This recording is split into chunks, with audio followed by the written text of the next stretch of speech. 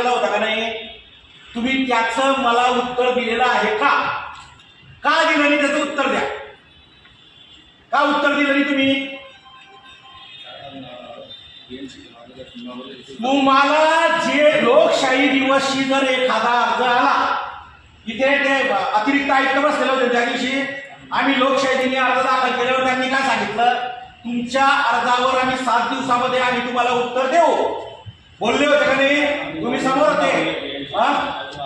जे बी असेल तर तुमची जबाबदारी नाही आहे का तुमची? लोकशाही दिवस हा तमाशा मांडलेला आहे का तुम्ही इथे? तमाशा आहे का हा सर्व की लोकांनी यायचं आणि अर्ज करायचा? साहेब हे एकदम, अहो साहेब मी तुम्हाला सांगतो साहेब, हे चुकीचं उत्तर देताय ना. हे नाही, हे जे उत्तर माझं समाधानकारक उत्तर द्यायला सांगितलं मी. तुमचं म्हणणं काय आहे? आमच्या एजन्सीवर अर्ज आलेला आहे. बरं, दुसरी गोष्ट तुम्ही त्यांच्याकडे उत्तर मागताय ना, एजन्सी म्हणून आम्हाला उत्तर मागा तुम्ही की तुमच्या विरोधात असा अर्ज आलेला आहे, त्यावर तुमचं म्हणणं काय? आम्हाला दिलंच तुम्ही पत्र. लोकशाही दिवसाची थट्टा करून टाकली तुम्ही, थट्टा. उत्तर द्या मला, माझ्या लोकशाहीच्या दिवसाचा अर्ज दिलेला त्याचं उत्तर द्या. सर्व अधिकारी बसलेले तुम्ही, मेल अधिकारी, आम्हाला उत्तर द्या तुम्ही. याच्यावर का होत नाही कारवाई?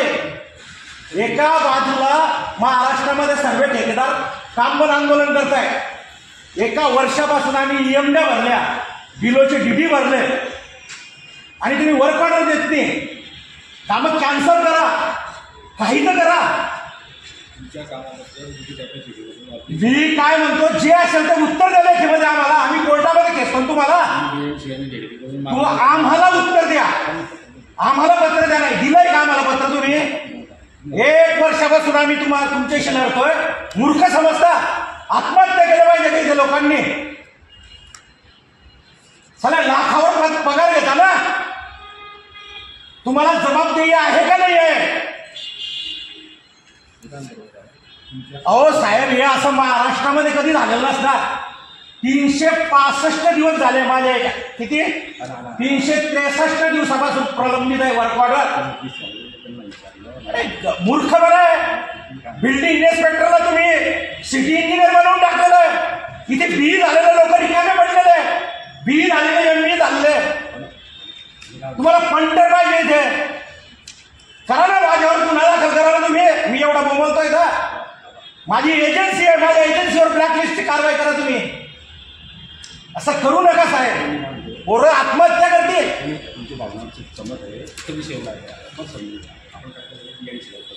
साहेब मी सांगतो तुम्हाला, त्यांनी मला तसं लेखी अहो साहेब का देऊ शकत नाही. अहो साहेब मी तुम्हाला एकदम शांततेमध्ये उत्तर देतो. मी तुम्हाला ते जे उत्तर द्यायचं म्हणतात ते कसं चुकीचं आहे. 365 दिवसापूर्वी जे टेंडर झालेलं आहे, ऐकून तर घ्या. त्या टेंडरची एका सिस्टीम असते, 45 दिवसाच्या आत तुमची फाईल झाली पाहिजे.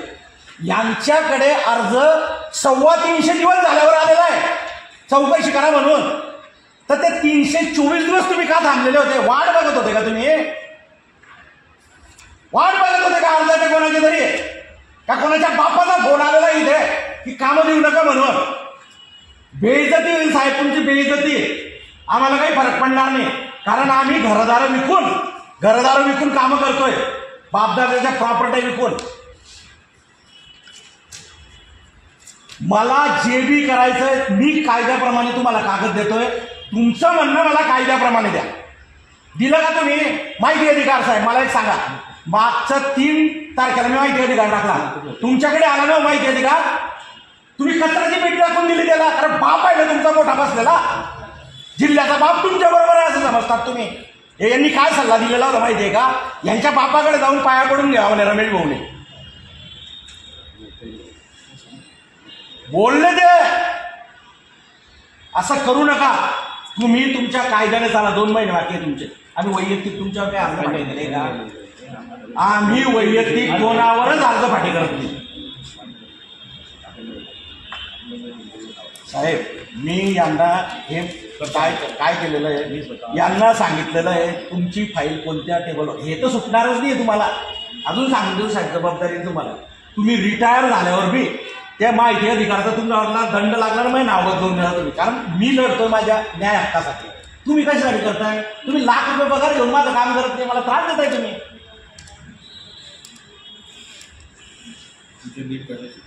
मी काय म्हणतो, बीड कॅपिशन ऑब्जेक्शन किती दिवसापूर्वी आलं? किती दिवसापूर्वी आलं? अहो साहेब, 1 महिन्यापूर्वी ऑब्जेक्शन आलं. माझे 10 महिने माझं कामाची वर्क ऑर्डर का थांबवली होती तुम्ही? तुम्ही सर्व सापडलेले, तुम्ही सुटत नाही. आणि हे 6.5 कोटीचे काम आहे, हे एक बी काम नाही भेटलं मला काहीच फरक पडत नाही.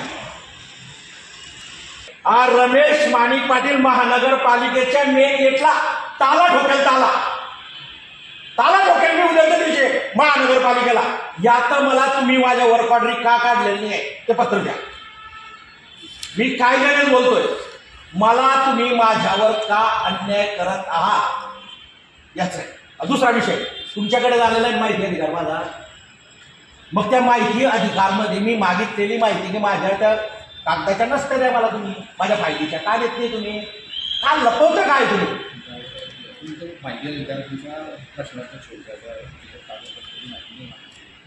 कसं प्रश्नार्थी स्वरूपाचं आहे ते उत्तर दिलं असतं तुम्ही मला.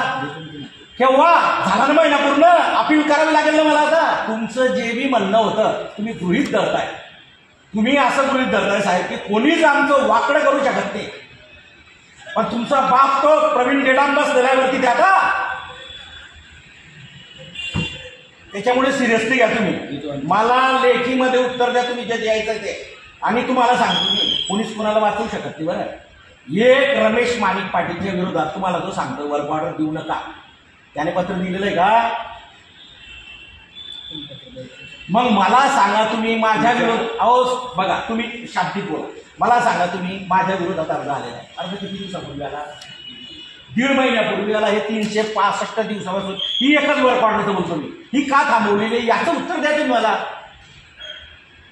365 दिवसापासून का थांबवले? हे 365 हे बघा, हे 300 दिवस झाले. म्हणजे आता परवाच्या दिवशी तुम्ही ज्या दिवशी उत्तर देणार त्या दिवशी पूर्ण 1 वर्ष होऊन जाणार आहे टेंडर काढायला. कसे उत्तर देतील साहेब? हे तुमचं आता हे 5 वर्षाचं सफाईचं टेंडर आहे, त्याच्यावर मी अर्ज दिला तर तुम्ही मला थांबवणार आहे का ते सफाईचं टेंडर? असं नाही होत, तसं करू नका. तुमचं मेहरबानी करा, करू नका तुम्ही. मी सांगून देतो तुम्हाला, कारण मी लढतोय, माझ्या पोरांवर अन्याय होतो म्हणून. तुम्ही कशासाठी लढताय? तुम्ही तुमचं कर्तव्य पार पाडत नाही आहे. आणि ताला ठोकून देईल मी महानगरपालिकेला डायरेक्ट. म्हणजे कायदा आम्ही हातात घेतला म्हणून आमच्यावर गुन्हे दाखल करा. हो, माझ्यावर BNC दाखल केलेली ना, ती TNC दाखल केलेली त्यांनी माझ्यावर. हा ना, मग ठीक आहे ना, करू द्या ना. यांचे कायद्याने तुम्ही करा. आम्ही कायद्याने करतो, तुम्ही कायद्याने करा. तुम्ही मला उत्तर देत नाही आहे आणि निरुत्तर आहे. सर्व सभागृह अधिकारी बाकीचे सर्व निरुत्तर आहे. तुम्ही कोणताच अधिकारी मला माझ्या अर्जावर उत्तर देऊ शकत नाही. हे तुमचं दुर्दैव आहे. काय आरोप करायचा विषय असा आहे साहेब की जळगाव महानगरपालिकेमध्ये एक टेंडर निघतात. मागच्या 1 वर्षापासून आमच्या नातेवाईकांच्या ते एजन्सी आहेत, यांनी 1 वर्ष झाले, 1 वर्षापासून जवळजवळ 18 कामं आहे. 18 कामं, या 18 कामांच्या वर्क ऑर्डर काढलेली. मागच्या 1 महिन्यापूर्वी आम्ही लोकशाही दिवस एक अर्ज दिला की सदरून या वर्क ऑर्डर का काढल्या नाही तुम्ही? ही महानगरपालिका लोकशाही दिवसाचा अर्ज 1 महिन्यापूर्वी दिलेला अर्ज त्यांनी सांगितलं की 7 दिवसात चौकशी करून तुम्हाला कळवतो. 1 महिना होऊन गेला, त्यांनी अर्जाचं उत्तर दिलं नाही. आता पुन्हा लोकशाही दिवस आलं, म्हणजे एक टेंडर भरायला 363 दिवस झालेले आहेत. 363 दिवसापासून टेंडर होऊन गेलेलं आहे आणि त्यांनी आजपर्यंत त्याची वर्क ऑर्डर काढलेली नाही. म्हणजे 8-8, 10-10 महिन्यापर्यंत हे वर्क ऑर्डरच काढत नाही महानगरपालिका. एका बाजूला सरकार म्हणतंय सर्व ऑनलाईन करायचं, फास्ट करायचं. जर 1-1 वर्षापर्यंत 8-8, 10-10 महिन्यापर्यंत जर हे वर्क ऑर्डर काढत असतील तर ही जळगाव महानगरपालिका, हिचं जळगाव महानगरपालिका हे नाव फोडून जळगाव जिल्हा तमाशा मंडळ या महानगरपालिकेचं नाव टाकलं पाहिजे. कारण इथे आंधळ जळतंय आणि पुत्रपीठ खातंय. 2-3 वर्षापासून निवडणुका झालेली आहे. इथे कोणीच कोणाचं मालक नाही आहे. इथे माहिती अधिकारची दखल घेतली जात नाही. इथे फक्त महानगरपालिका ही भ्रष्टाचाराचं पुरण झालेलं आहे. पुरण नेमकं आपल्याला काय उत्तर देण्यात आलंय? उत्तरच दिलं नाही.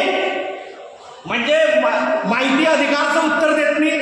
लोकशाही दिन हा मरून गेलेली लोकशाही असा प्रकार जळगाव महानगरपालिकेमध्ये झालेला आहे.